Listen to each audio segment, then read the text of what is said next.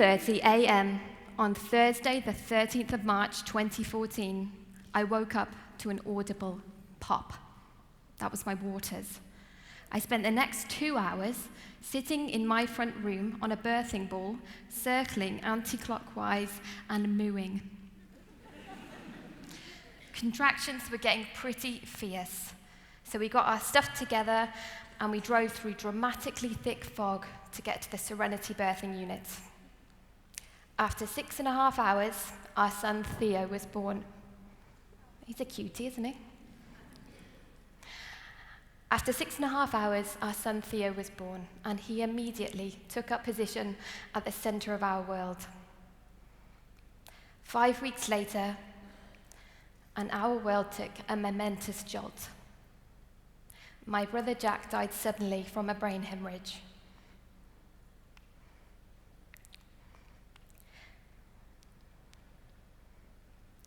At a time when we were meant to be growing our new family, it was suddenly about trying to hold our family together.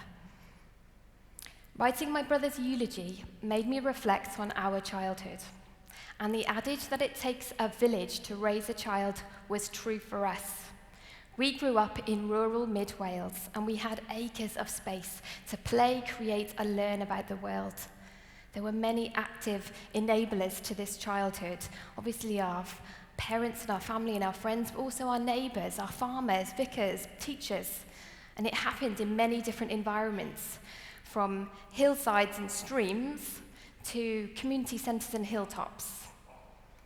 But when I think about my son's childhood today, in 2016, in Birmingham, I think who and what will make up his village. When the time came for me to journey back to reality and back to work, I looked into our childcare options. I'm a freelance worker, so I'd hoped to find something that resembled a flexible arrangement. Naively, I thought that perhaps childcare was like a membership.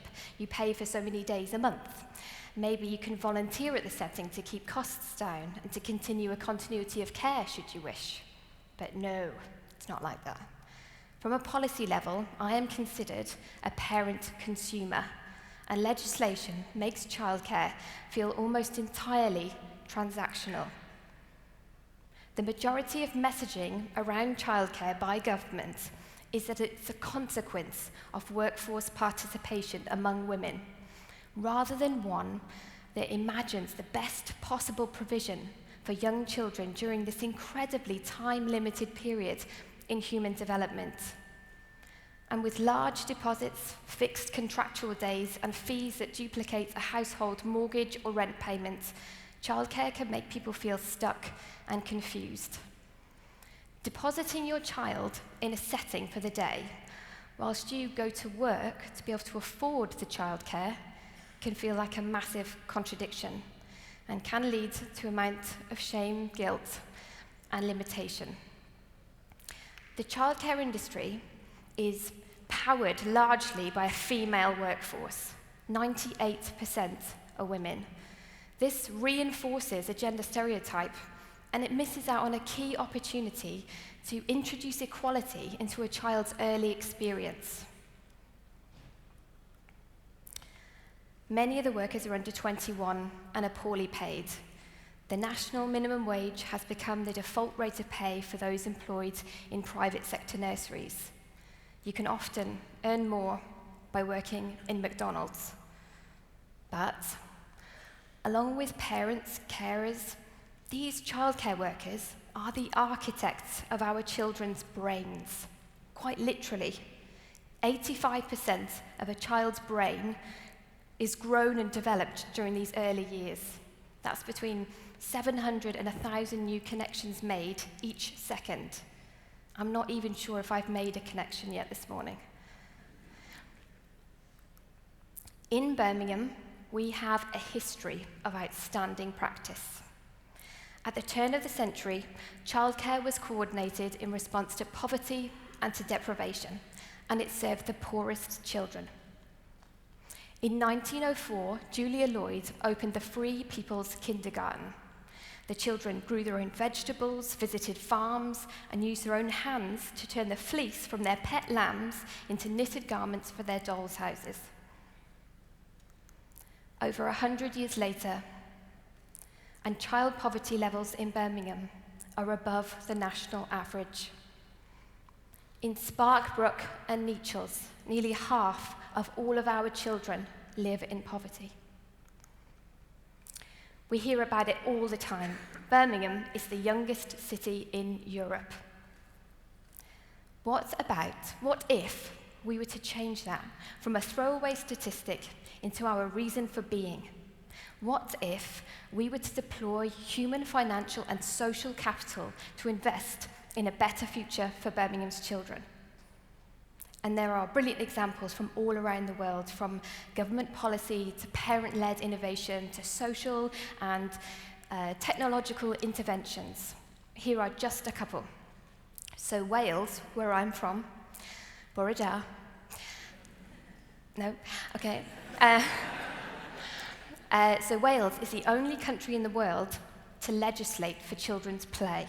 Now this is phenomenal because play represents children's primary form of participation in their everyday lives. They are literally playing from when they wake up in the morning to when they go to sleep, if they ever go to sleep. Please. And so making sure that our communities and our city is fit for children's play means that we have to cultivate the right amount of time, space, and mostly all permission for play. Just imagine if Birmingham really, really valued children's play in these terms. Now, this is a brilliant company who are based in Bristol. They're called Playing Out. They're a community interest company, and what they do is they support neighbourhoods and localities up and down the country to arrange road closures so that the children in their neighbourhoods and on their street can safely play out.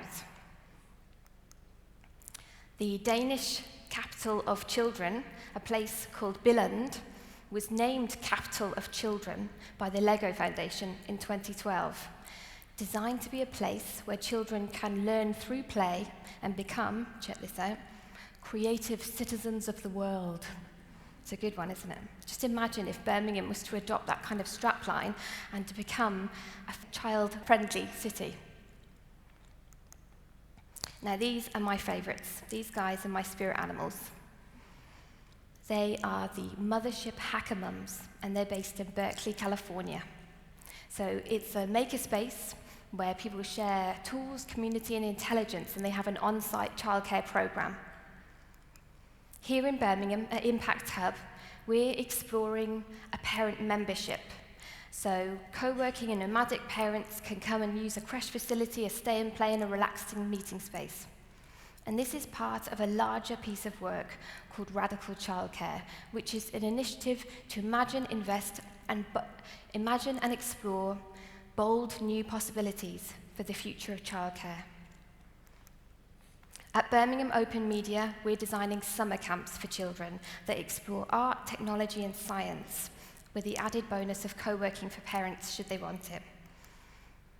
In Nottingham, at the Near Now studio, we're supporting the work of the New Economics Foundation to look at a way of creating parent childcare cooperatives and making sure that they can be a feasible alternative, like they are in other countries like Canada and New Zealand.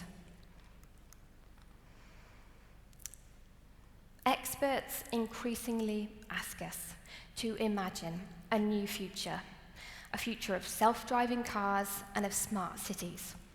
But it is our children who will be the ones to build upon and to realize these ideas. And childcare is a problem.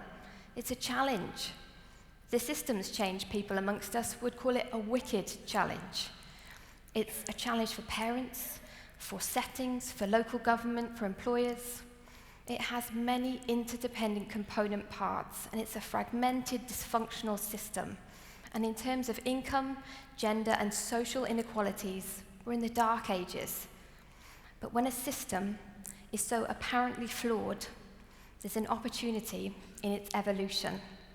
And there is so much room for innovation in this field, because unlike education, childcare's older sibling, this kind of area, early childhood development care, has seen very little innovation in recent years. To take a systems change approach to the evolution of childcare will require multiple interventions at many different levels.